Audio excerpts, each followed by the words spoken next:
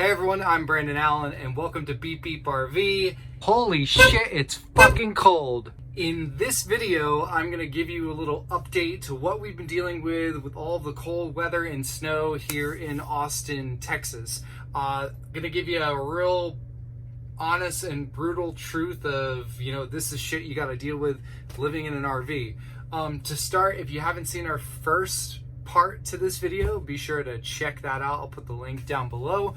But otherwise, the summary is we're in Austin, Texas, and it's really fucking cold, and we got like 6 inches of snow out of nowhere. So, imagine that just in a normal world of Austin, Texas, the stuff that people are going through, let alone when you're living in an RV. So just a recap of a couple of the things that we've done to kind of help prepare for this. So the first thing was we wrapped our hose with a heat cord, which you would normally put on pipes. And then in addition to that, which was not in the last video, I then wrapped it with aluminum heating tape. And then I have a little tiny ceramic space heater that is in the top level of the wet bay area to keep that whole compartment nice and toasty. And other than that, it's just like keeping the blinds down. I have these open because I'm doing the video, and the sun was out earlier and made a huge difference from going from like 4 degrees today to, I don't know, it's probably like high 20s right now. But these windows normally, and soon, because it's getting darker, they will be closed. Making sure that we're running the hot water periodically, just to keep water moving through the lines, as well as to keep the hot water heater, which is tankless, kind of rotating, which is in the very far back corner away from like any type of heat source that's tucked under. And because there has to be an exhaust there, it's also exposed to the elements, so I didn't want any water to get caught up in there. Anyway, so here's the reality of what happened today.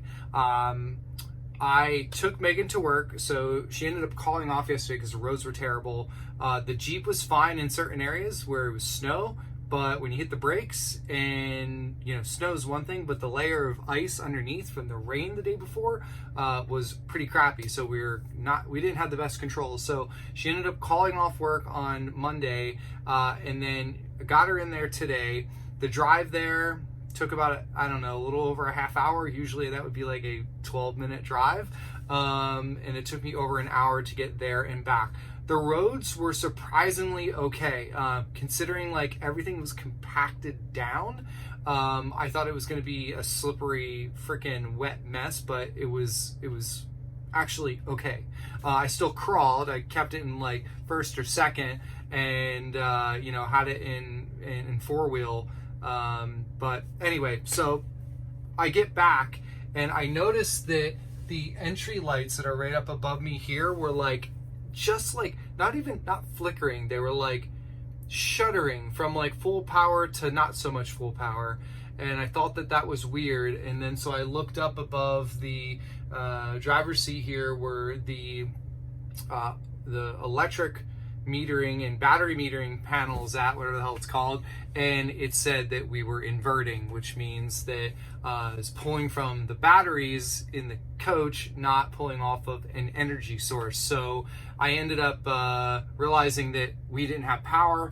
I heard the apartment complex behind us here, their massive generator that's like half the size of maybe the same size as the coach was running. So I'm like, well, that stinks, so I got to get the generator on. So I get the generator on, and about 20 minutes, let me back up. Get the generator on, which means that I could run the electric fireplace, and now instead of running both of our heating systems, which both play a role in keeping the septic and the gray tank and the black tank and the piping in between, they play a role in keeping them from freezing. I'm not saying they will prevent them from freezing, but they play a role in keeping them a little bit warmed up. Well, when you're on the generator, you can only run one of those, from what I understand. But you can run the electric fireplace. So I had the front unit on up here, and then I had the electric fireplace on, and all of a sudden the carbon monoxide detector goes off, which is an issue that we had in the past. And we thought we found what the issue was, which is where the generator's at. Usually what happens is the exhaust pipe goes right out to the side. Well, the previous owners to us evidently modified that to have the exhaust go out the back. Now, I don't know why they did that. It could have been they do boondocking or off-grading, or they go to like maybe like tailgaters and stuff like that, and that exhaust going that direction was an issue for them. For whatever reason they did it. Well, where they changed the direction, it wasn't welded properly, so we had it re-welded and sealed, and everything was fine. We had no issues with it for quite a few nights when we were boondocking, or at least, like, I guess you could say not quite boondocking, but like dry camping. And you know, life was fine. Well, today it tripped the carbon monoxide detector, which is not good when you have 3 dogs and you work from home and no windows are open or anything, because it's fucking cold outside. So I reset the detector, I shut the thing off, and I was like, well, here are my options. So I opened up the door of the generator compartment, and then I pulled off the front panel, and then I turned it back on because I wanted to see what would happen. Well, it ended up lasting about 20 minutes or so, and then it went off. Actually, no, not even. It was probably about 5 minutes, and it went off again. So I'm looking around at the back, which is back there, to try and figure out like what I could do, like where could this exhaust be coming in. And I realized that it's most likely coming in because of the slide, the big slide, which is, it kind of ends, it creates the L right above the generator compartment. And I was thinking it's probably somehow sneaking its way up through there. So I then had to get up on the roof, which is solid ice and snow, like all ice topped with snow. And all I have is a broom, this like crappy little broom we bought for $10 at Walmart, which does great in here, but I had to then clear off the snow that was on top of the awnings, which goes and covers like the top of the slide, so debris and all crap doesn't get stuck up on there, which was very unsafe and not easy, but fortunately, because the fact that the awnings are flexible, I was able to like get the snow off and then lightly tap them and kind of break up the ice chunks, and then I was pushing the broom off and I destroyed the broom, but whatever, it's $10. So I then closed both slides, fingers crossed that there's not going to be any ice or freezing damage pulling them in, or the fact that like the hydraulic, which is this big slide, it's a hydraulic slide, so I was worried about like the hydraulic fluid with that, because of how cold it was. But fortunately that came in, there was no shuttering, nothing that like gave any type of indication that it was uneven. Same thing with the back slide, which is the bedroom slide, which is on a track, that was fine as well. So a couple hours go by, generator's running fine, and no carbon monoxide detecting whatsoever, which, you know, that like was a huge sigh of relief, because had that kept going on, I would not have any power right now, and I also would not have any heat at all. The only thing that I may have been able to do, which could have potentially put a strain on the system, is turn the vehicle on. And that may have, I could have turned like the regular heat on, like, you know, I'm just on the road. But the issue is that when you turn the vehicle, listen, ready? When you put it into like auxiliary mode or turn it on, this is what you hear.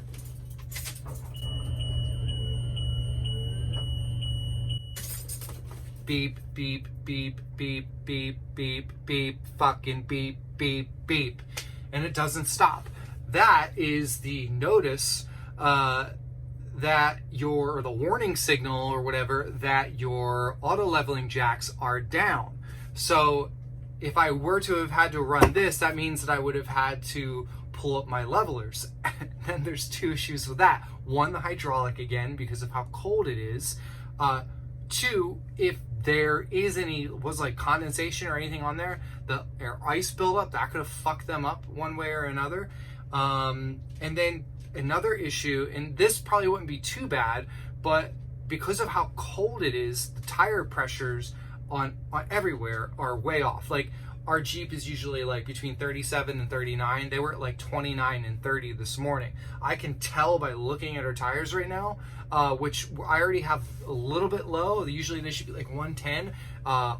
So 110 hot. I usually have them around like 105, 103, 105 when they're hot, because this is like a super like bumpy ride, and that kind of like helps a little bit. And I've been reading, and I'm not telling you to do that, but I did my research and it appears that that is okay to do, but I'm not telling you to do that. Because it's even colder now, 4 degrees today, I would be worried about having 26,000 pounds on, especially the front tires, which are just by themselves, with, if they were too low, with this weight. That's probably like a very minute thing that could cause a problem, but it's still something that I considered throughout this entire freaking process. So anyway, carbon monoxide detector wasn't going off. The slides have been closed, so I'm just gonna give you a little quick tour here. So just to start, here's the park, and a lot of the snow is compacted down or has already started to melt. Austin, freaking Texas. Who would have thought? I had to put these towels here because right now it's fine, but the amount of condensation that was dripping on the inside of the window, I mean, I have no idea where that water's going. So I put these towels down to help gather that. And this is just like where we're at. We have shit, I have shit everywhere because Megan's been at work. This is our counter thing. I had to move because it's usually right here or right where Keela's sitting. You know, I've got like shit down here because it's usually on there. So I have, right now I only have the big slide in. I ended up opening up the bedroom slide in the back, and I haven't had any issues for a couple hours now. The slide has been fine. No CO2. And just to give you an idea, the CO2 detector, or I'm sorry, not CO2, the CO, the carbon monoxide detector is right down there. Got some bug traps and a little Tupperware thing because some water comes in there when it rains super heavy. I did have the big slide closed, and when that happens, there's no gap here at all. This is actually under this lip by about 2 inches. So all of our clothing access gets blocked off except for the cabinets here. So right before I did, I just grabbed like a bunch of clothes of Megan and mine and threw them out there just so we had some stuff. I had to pull stuff that we have stored, like from under here where we keep storage normally, like my guitar, my guns. I had to pull my computer off of my standing desk area and wrap that up. But the good news is that since I opened this up, it's been over, I think, 2 hours now. I haven't had any CO detector things going off. Tight squeeze. Mally has been there all day. She's totally fine. Keela has found a nice spot here, and you can tell by all of the hair after I've cleaned it 5 or 10 times. I've been working here with a very comfortable ottoman right there. I did the dishes a little bit, and like I had to turn off the electric fireplace so I could run the air fryer because I didn't want to have them both going, so I could make myself a steak. Ooh, my computer looks super dirty right now. Okay, so right now I do not have either of the propane tanks on, okay? The 66 degrees in here is strictly coming from having the electric fireplace on. I have this set on high, I have the fan set on high, I have the light off because I'm trying to conserve any bit of energy I can, like the fact that I left this window or this light on right here. I just put the dog beds back there so Jack is happy. Key, come on, get your spot. Come on, get up there. Come on, old girl. You got it, all right. Oh, okay. So, I've got a towel all throughout because my duck boots have been bringing in snow all day. And, yeah, so this is basically what I've been living and working in, for the day. So after being in the sun for a while, all these icicles fell off of the tire, and the front here, there was a ton of icicles all over the place. So that's even kind of like tamed down a little bit. But so if you guys can see, look right there, see how that's not rolled up completely? That makes me nervous because that is what I was cleaning off. So there's a good chance that there's some damage there, which really sucks. But that piece that goes all the way down there that looks like an awning that would just come out, that just goes out the width of the slide that it moves out, but it's one solid piece. So like if something goes wrong here, or there's a rip or whatever, that entire thing is gonna have to be either replaced or hopefully there's a way to repair them. Just to show you, I ended up wrapping, like I said, the hose with just another layer of not necessarily insulation, but conductivity. So the idea here that the cord, the heat cord that's in there, would, you know, grab onto this aluminum and kind of help disperse the heat a little bit. I turned the heater off because I wanted to give it a break, but all the water that's down there was totally frozen, and I can feel this is getting cold now. But you can see that's where I've got the heater. This is warm because it's coiled so many times, but I'm gonna have to turn this back on because this is now getting pretty cold to touch, and there's no other heat that's coming through here, since the propane is, the heaters are not on. So this might get loud for a second, but I just want to show you the generator here. I just looked up on the Austin City Power Outage website, and they basically said that our area has workers that they need more time to get the power on safely, which I totally understand. But they also had a note that said that people should expect to be without power through Tuesday night into Wednesday. Depends on where you're at and what area. Ours went off at 7 a.m. this morning, which is definitely later than a lot of people. Some have been without power since 2 a.m. on Monday, and they are definitely freezing. They don't have cell phones charged, and you know, they've got or bottle warmers. Like they're going through some shit. It's very unfortunate. Now the other thing is that we filled up our propane tank totally full to the top on Saturday. The storm and the really cold weather started on Sunday. I mean, it was already cold. It was in the 20s and 30s before that, but the storm didn't happen until Sunday. So between Saturday afternoon into Sunday, Monday, and then Tuesday morning, we used over half a tank of propane, which is crazy because the past 2 days we even had the heat set to like 63 because I was trying to minimize its use and depend more on the fireplace. So we have just about at this point, it's somewhere around like 5 p.m. on Tuesday, we have about 3/8 tank of propane. So that's not that great because these roads are not going to be clear tomorrow. Thursday, maybe. Okay. So, and in order for us to get filled, we have to drive. I found a company or companies that will swap out your propane tank, but none that will actually come and fill the RV where it sits. So, maybe I'm not looking hard enough, but I'm definitely going to dive into it a little bit more. So that's a concern because driving 26,000 pounds on the unpaved, unsalted, unsanded roads of Austin, Texas, doesn't sound like a lot of fun. And guess who gets to do it? This guy. But if I have to, I have to, because we can't go without heat.